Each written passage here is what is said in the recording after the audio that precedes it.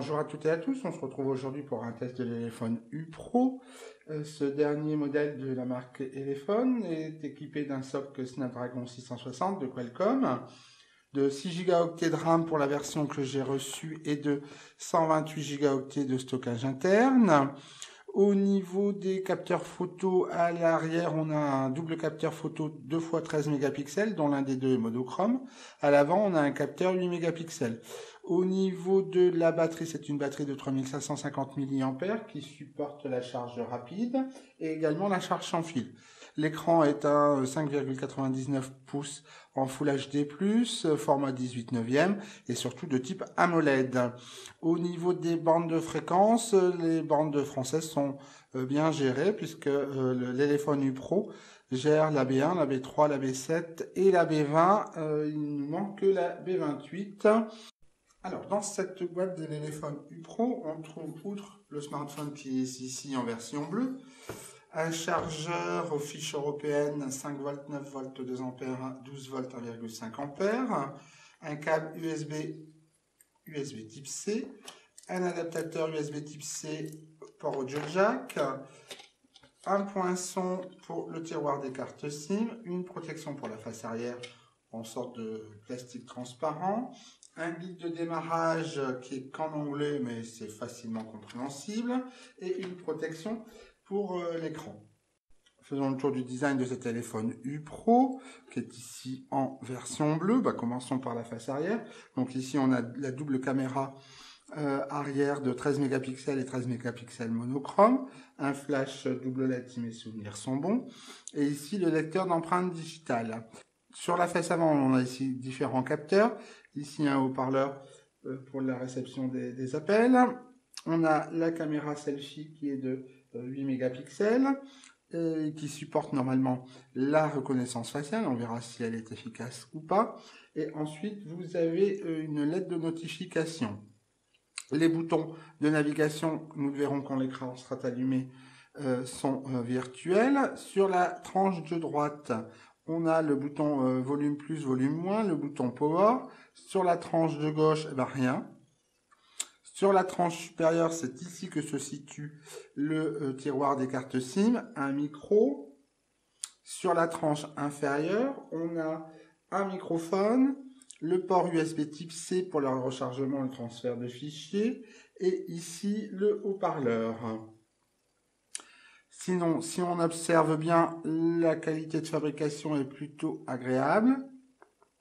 Alors, la face arrière, c'est du plastique qui va avoir tendance à marquer, je pense, et à se rayer. Les bords de l'écran sont bien incurvés. À voir au niveau de l'affichage ce que ça donne. Je ne vois pas pour l'instant de problème de fabrication, de choses qui dépassent alors qu'elles ne le devraient pas. On va voir maintenant le design une fois que le smartphone est allumé. L'Elephone U Pro est désormais allumé. Pour info, après configuration du Wi-Fi, une mise à jour a été proposée qui a modifié essentiellement les icônes. Je ne peux pas vous en dire beaucoup plus vu que la page de notification de cette mise à jour était en chinois, comme vous pouvez le voir maintenant. Je vous montre également en fait les icônes qui étaient présentes avant cette mise à jour. Ensuite, il y a une seconde mise à jour moins importante apparemment, mais comme la page de notification était aussi en chinois, je ne peux pas vous en dire plus. Néanmoins, aucune inquiétude. La majorité des paramètres sont en français. Les quelques rares fonctionnalités qui sont non traduites et qui sont donc en anglais ne posent pas de soucis particuliers. Donc au niveau du design, revenons à nos moutons.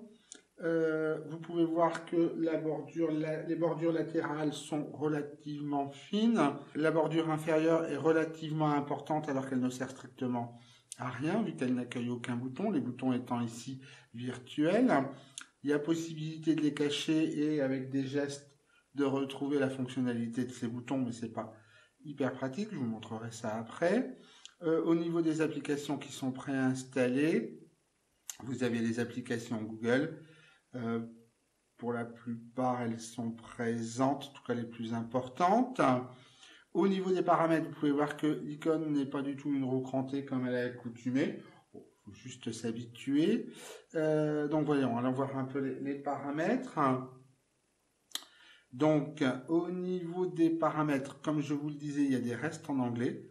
Par exemple, cette fonctionnalité qui correspond au bouton, alors vous pouvez les cacher et avec un balayement de bas en haut, revenir à l'utilisation des boutons virtuels cachés.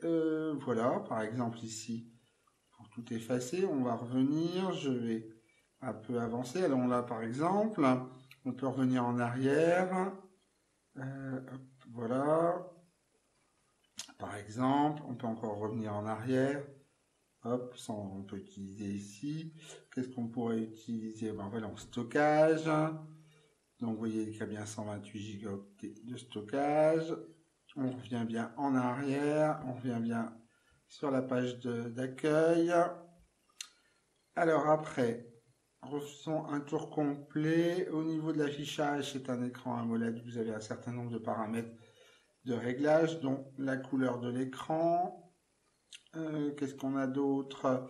La lettre de notification qui se situe ici. Vous voyez, c'est en anglais, mais bon, c'est compréhensible. Après, qu'est-ce qu'on a d'autre d'intéressant? Oups, ça glisse. Au niveau du stockage, on l'a déjà vu. Voilà. Donc, vous voyez, le balayage de bas en haut est pas toujours tip top. Donc, je vais aller remettre les boutons de navigation. Vous pouvez, ces boutons de navigation, les personnaliser avec une forme et des couleurs pour la barre. Ok, mais bon, ça c'est en anglais, déjà dit. Qu'est-ce qu'il y a d'autre? Au niveau, on y viendra après. Au niveau du système, la deuxième mise à jour n'a rien apporté au niveau du patch de sécurité, normal vu que c'est envoyé par Google, et on est sur une build du 11 février et on est bien sous Android Oreo. Dans cette partie-ci du système, vous avez des paramètres entre guillemets avancés, donc comme l'écran incurvé qui est en anglais, alors tout est en anglais. Mais bon, c'est assez compréhensible. Qu'est-ce qu'il y a d'autre à me dire là-dessus? Ici, rien de particulier. On va revenir à sécurité et localisation. C'est ici que vous pouvez enregistrer une empreinte digitale pour déverrouiller les téléphones U Pro. Vous pouvez aussi enregistrer votre visage. Donc au niveau de la reconnaissance faciale, donc il faut allumer l'écran. Une fois que votre visage a été reconnu, ce qui est tout le temps possible, vous voyez ici, vous avez le verrou qui est entre guillemets ouvert et vous êtes quand même obligé de balayer. Donc ça a peu d'intérêt à mon sens, alors que avec le lecteur d'empreintes digitales qui se trouve ici, voilà, vous arrivez directement. Voilà, on va se remettre hop, ici. Je ferme, hop. Voilà, c'est beaucoup plus intéressant à mon avis. Bien entendu, j'ai effectué quelques benchmarks, dont Tutu, Geekbench, 3D Mark et PC Mark sur cet téléphone U Pro. Allons voir les résultats sous forme de capture écran. Alors, les résultats des benchmarks. Ici, vous avez le résultat d'Antutu qui donne un score d'un peu moins de 140 000 points. Ici, Geekbench en single core, un peu plus de 1600 points, un peu plus de 5008 en multiscore. Au niveau du classement en single core, on se situe entre un OnePlus 3 et un Xiaomi Mi 5, donc ça commence à dater. En multicore, on se situe au-delà d'un Galaxy Note 7. Au niveau du GPU, on est à un score d'un peu moins de 5900 points. Et là, on se situe au-delà d'un Nexus 9. Après les tests 3D Mark, ici Slingshot Extreme, et je vous fais défiler les autres, et vous verrez que pour Ice Storm Extreme ou Ice Storm, l'application 3D Mark a retourné un résultat max. J'ai également fait le test PC Mark qui renvoie un score de 6100 points. Je vous rappelle que le socle qui équipe l'éléphone U Pro est un Snapdragon 660. Celui-ci est doté de 6 Go de RAM et de 128 Go de stockage interne. Donc au niveau des résultats des benchmarks, c'est plutôt pas mal, hein. On se situe nettement dans le milieu de gamme, voire milieu de gamme supérieur au niveau de la puissance du processeur. Ce que j'ai fait également, c'est que je me suis intéressé à l'autonomie de cet téléphone U Pro. Alors, en faisant le test PC Mark batterie, problème avec cette application, c'est que souvent l'affichage des résultats plante. Néanmoins, en consultant les logs, j'ai pu constater que le test avait duré 7h22, sachant qu'il restait un peu plus de 19% de capacité de batterie. Et si on applique la règle de calcul qu'eux-mêmes appliquent habituellement pour l'affichage des résultats, on obtient une autonomie avec PC Mark batterie d'environ 8h40. J'ai également fait un test empirique qui consiste à, comment dirais-je, visionner une vidéo sur YouTube avec la batterie au départ à 100% et attendre que le smartphone s'éteigne, hein, sachant que dans les deux cas, PC Mark batterie ou ce test empirique, l'écran était réglé sur 50% à peu près de luminosité avec le Wi-Fi et la 4G fonctionnelle. Ce test empirique a retourné à un résultat d'un peu plus de 9 heures. Si mes souvenirs sont bons, c'est 9 heures 9 minutes précisément. Donc l'autonomie pour une batterie de 3550 mAh est plutôt bonne, hein. Vous en aurez largement pour une journée et demie d'utilisation avec l'éléphone U Pro.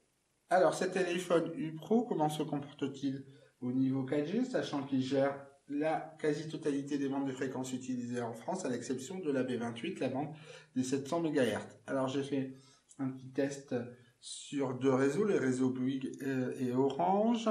Alors ici, sur le réseau Bouygues, il s'est bien connecté en 4G sur la bande B20, donc elle est bien gérée. Au niveau du speed test, on obtient des résultats habituels pour ma localisation. Ça, c'était sur le réseau Bouygues. Sur le réseau Orange, on se connecte également sur la bande B20, la bande des 800 MHz. Et au niveau du speed test, c'est à peu près ce que j'obtiens habituellement sur ce réseau, là où je réside. Donc, pas de problème au niveau 4G avec l'éléphone U Pro. Alors, l'envoi de SMS de MMS n'a pas posé de soucis. Les appels fonctionnent parfaitement. Le son est bon. Aucun souci à ce niveau-là.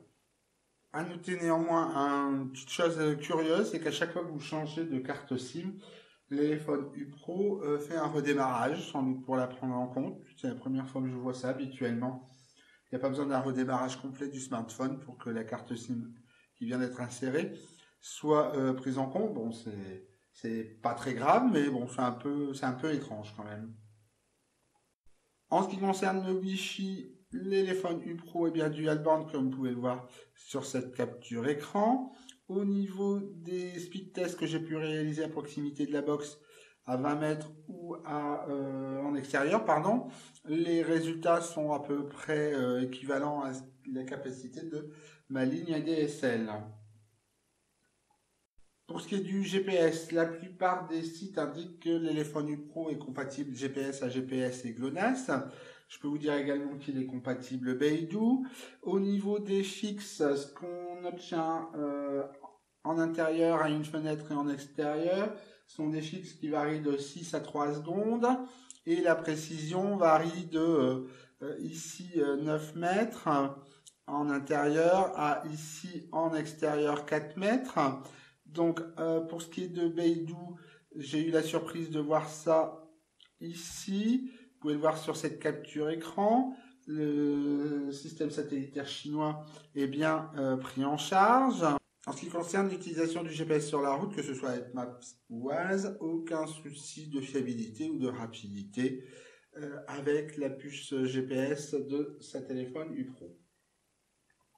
Alors, au niveau capteur photo, l'éléphone U Pro est équipé à l'arrière d'un double capteur 2x13 mégapixels avec l'un des deux qui est monochrome. À l'avant, un capteur de 8 mégapixels. Comme je vous l'ai déjà dit tout à l'heure, supporte la reconnaissance faciale. Alors ici, l'application, des screenshots de l'application photo avec les différents réglages possibles. Voilà, vous retrouverez ça sur notre site tablette-chines.net dans l'article consacré au test de l'éléphone U Pro. Ce qu'on va regarder également, c'est quelques clichés pris avec ce téléphone U Pro. Voilà, alors un matin très tôt, avec du soleil, il faisait très froid. Alors à chaque fois le cliché, c'est cliché standard, sans réglage particulier et en HDR. Et pour le HDR, l'éléphone U Pro prend 2 clichés à chaque fois. Donc ici, en standard, le HDR, et il reprend un cliché standard, et ainsi de suite. Voilà. Donc ces clichés, vous les retrouverez sur notre site, bien entendu. Alors, on va regarder un peu des clichés en intérieur, là où ça change un peu. Donc ici, c'est en standard, avec le flash d'activer. Ici, en HDR, et il reprend un deuxième cliché. Standard, flash, HDR. Donc, vous pouvez voir des différences relativement notables. Donc ici, standard, flash et HDR. Voilà, toujours la même chose. Donc au niveau qualité des photos, ça me paraît plutôt pas mal, même si je suis pas un grand connaisseur. Voilà, c'est plutôt un bon point, je pense quand même, pour cet téléphone U Pro. On peut se faire aussi une idée de la qualité de l'écran de cet téléphone U Pro, qui est un écran, je vous le rappelle, AMOLED, en visionnant quelques photos que j'utilise pour chacun de mes tests. Voilà, ça se passe ici. Hop, on voit le riz. Voilà, donc format 18/9, vous voyez les bandes de chaque côté. Les couleurs sont vraiment très bien. Vraiment, la qualité des écrans AMOLED de cette technologie est vraiment bonne. La réactivité aussi est bonne à ce niveau-là. Ce qu'on peut faire également, c'est visionner une vidéo ici qui s'appelle Syntel. Je positionne le micro à 20 cm du haut-parleur.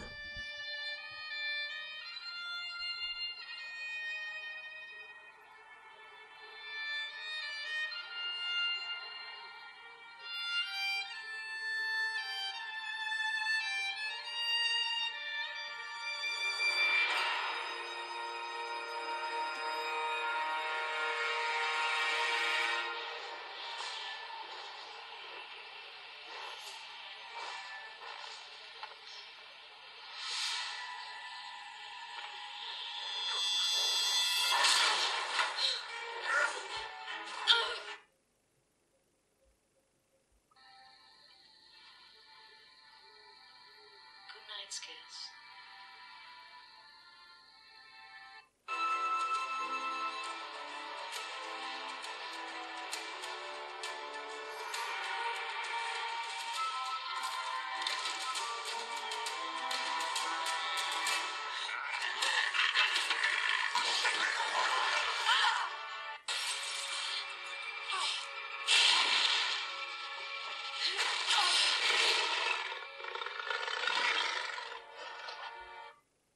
Comme vous avez pu le constater, les couleurs de cet écran AMOLED de l'éléphone U Pro sont vives, lumineuses. Cet écran est vraiment très réactif. C'est un des bons points de ce smartphone. Toujours dans l'optique de se faire une opinion de la qualité sonore du haut-parleur de l'éléphone U Pro, on peut écouter quelques morceaux téléchargés de la librairie libre de droit de YouTube. Le micro va être redirigé vers le haut-parleur à une vingtaine de centimètres. La puissance est à 80% à peu près.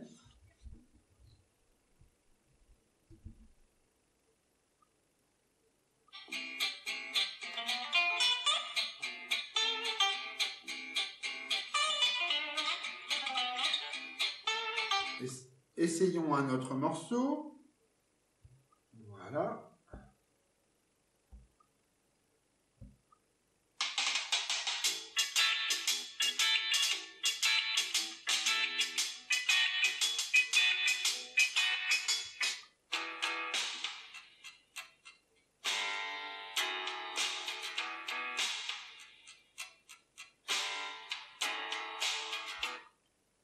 Donc au niveau du rendu, il n'est pas excessivement métallique.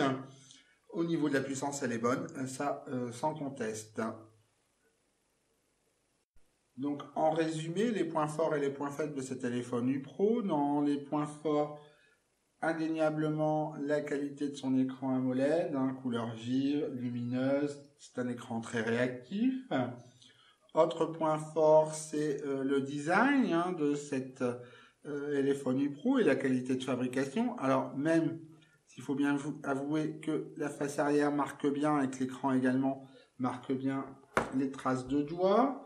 Autre point positif, c'est son autonomie. Pour une batterie de 3550 mAh, l'optimisation effectuée par Elephone est plutôt bonne. Dernier point positif, c'est la gestion de la B20, ce qui n'est pas toujours le cas avec les smartphones chinois. Dans les points négatifs, essentiellement, ça se situe au niveau du système d'exploitation. Elephone n'a pas jugé bon de traduire les fonctionnalités qu'elle a ajoutées à Oreo en français, donc on se retrouve avec pas mal de choses en anglais. Alors parfois c'est assez facile à comprendre, d'autres fois c'est un peu plus difficile à appréhender. Autre point négatif, le prix qui est encore un peu élevé, même si la multiplication des revendeurs le proposant va avec la concurrence permettre une diminution de ce prix. En conclusion, c'est un smartphone avec une fiche technique plutôt bien équilibrée, qu'il situe dans le milieu de gamme supérieur. On n'est pas encore non plus, et loin de là, au niveau des OnePlus 5T, Xiaomi Mi 6 ou Xiaomi Mi Mix 2 par exemple. Au niveau rapport qualité-prix, comme ce dernier va baisser dans les prochaines semaines, voilà, on est plutôt sur quelque chose de tout à fait acceptable et correct.